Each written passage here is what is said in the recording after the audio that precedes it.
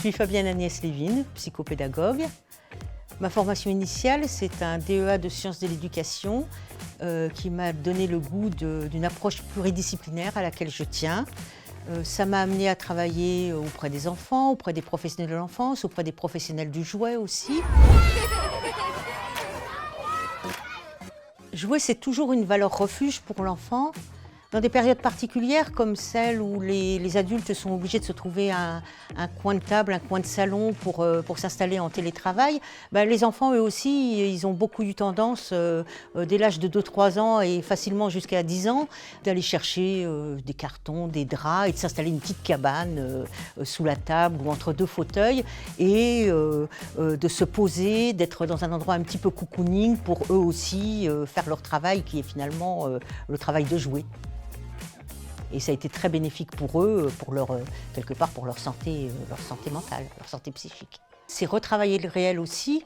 Donc quand l'enfant vit des situations pénibles, éprouve des sentiments angoissants, dans le jeu, il peut projeter, il peut reproduire, déformer ce qu'il a pu ressentir, ce qu'il a pu vivre, ce qu'il a éprouvé.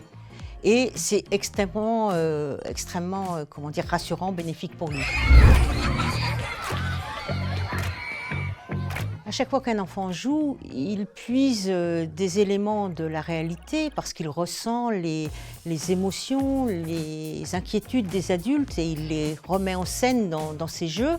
Et puis il va puiser bien sûr dans sa vie psychique intérieure, dans ses propres conflits, ses sentiments de jalousie, ses pulsions d'agressivité.